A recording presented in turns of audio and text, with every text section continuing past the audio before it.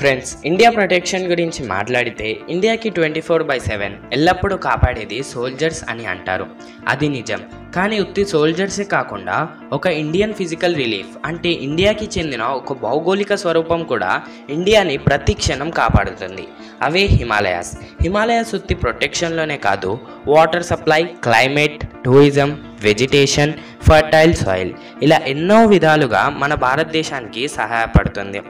అలాంటి అద్భుతమైన హిమాలయాస్ ఎలా ఏర్పడ్డాయి, ఎప్పుడు ఏర్పడ్డాయి, ఏర్పడినప్పుడు ఏం జరిగింది, హిమాలయాల వల్ల ఉపయోగాలేంటి, అసలు హిమాలయాలు ఎక్కడి నుండి ఎక్కడి వరకు ఉన్నాయి, ఎన్ని దేశాల్లో ఉన్నాయి, అంతేకాదు అసలు హిమాలయాలను ఎన్ని రకాలుగా విభజించారు, ఈ వీడియోలో తెలుసుకుందాం.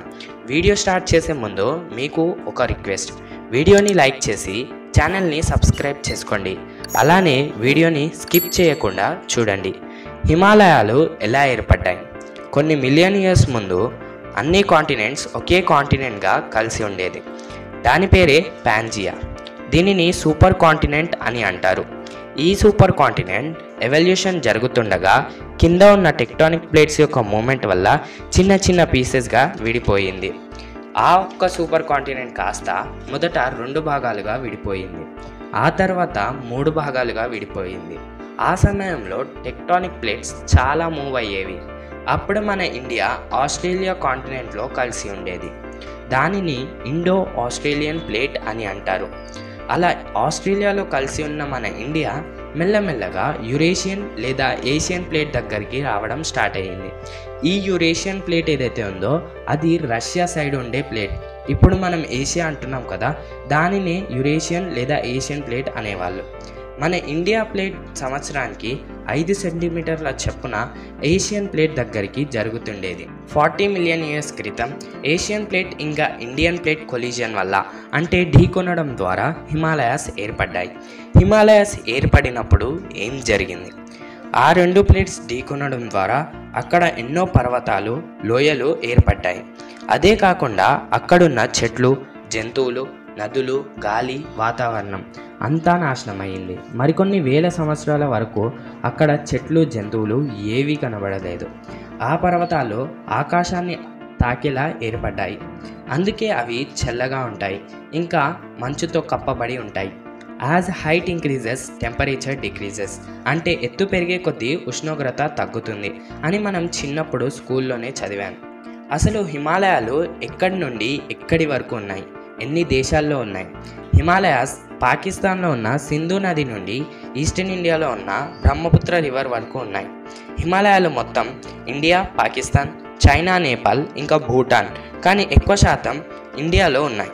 హిమాలయాల్లో హైయెస్ట్ పీక్ వచ్చి మౌంట్ ఎవరెస్ట్. ఇది నేపాల్లో ఉంది. అలానే హిమాలయాల్లో స్మాలెస్ట్ మౌంటైన్ వచ్చి కైలాస్ పర్వత్. ఇది టిబెట్లో ఉంది. టిబెట్ అనేది చైనాలో ఒక పార్ట్. హిమాలయాస్ని ఎన్ని రకాలుగా విభజించారు? హిమాలయాస్ని మొత్తం 3 భాగాలుగా విభజించారు. హిమాద్రి, హిమాచల్, శివాలిక్. హిమాలయాస్ అనేవి నార్త్ సైడ్ అంటే చైనా సైడ్ ఉండే హిమాలయాస్. ఈ హిమాద్రి రేంజ్లో ఎన్నో గ్లేషియర్స్ అంటే కదిలే మంచు ఉంటుంది. జీవనదులు ఉదాహరణకి గంగా, సింధు, బ్రహ్మపుత్ర వంటి నదులు ఈ రేంజ్ నుండి పుట్టాయి. ఈ హిమాద్రి యొక్క సగటు ఎత్తు వచ్చి 6000 మీటర్లు. నెక్స్ట్ హిమాచల్. ఈ హిమాచల్లో మహాపర్వత్, పీర్ పంజల్ అనే చిన్న చిన్న రేంజెస్ ఉన్నాయి. హిమాచల్ యొక్క సగటు ఎత్తు వచ్చి 3500 మీటర్ల నుండి 4500 మీటర్ల వరకు ఉంటుంది. ఇందులో కాశ్మీర్, హిమాచల్ ప్రదేశ్, మనాలి, కాంగ్రా, కులు వంటి లోయలు ఉన్నాయి. ఈ హిమాచల్లో కొన్ని హిల్ స్టేషన్స్ అంటే వేసవి విడుదలు కూడా ఉన్నాయి.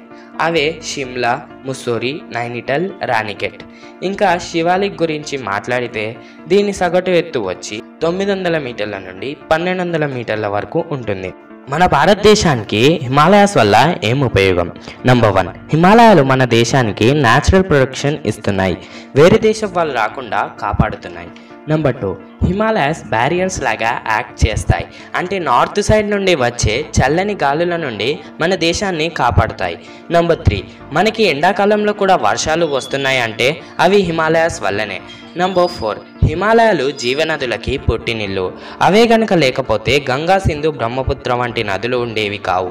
ఇంకా నదులు లేకపోతే మన దేశానికి నీటి కరువు ఉండేది. నంబర్ 5, హిమాలయాలు లేకపోతే మన దేశం ఒక ఎడారిలాగా ఉండేది. ఎందుకంటే హిమాలయాల వల్లనే మన కంట్రీ టెంపరేచర్ బ్యాలెన్స్ అవుతుంది. Number 6, tourism, economy. హిమాలయాస్ వల్ల మన కంట్రీ టూరిజం పెరుగుతుంది. ఎంతోమంది సమ్మర్లో హిమాలయాస్ చూడడానికి వెళ్తారు. దానివల్ల మన కంట్రీ ఎకానమీ కూడా పెరుగుతుంది. ఇలా హిమాలయాస్ వల్ల ఎన్నో ఉపయోగాలు ఉన్నాయి. మీరు ఈ వీడియో నుండి ఎంతో కొంత ఇన్ఫర్మేషన్ని తెలుసుకున్నారు అనుకుంటున్నాను. వీడియో నచ్చితే వీడియోకి లైక్ చేసి మరిన్ని వీడియోస్ కోసం ఛానల్ని సబ్స్క్రైబ్ చేసుకోండి. అలానే మీ ఫ్రెండ్స్ అండ్ ఫ్యామిలీకి వీడియోని షేర్ చేయండి.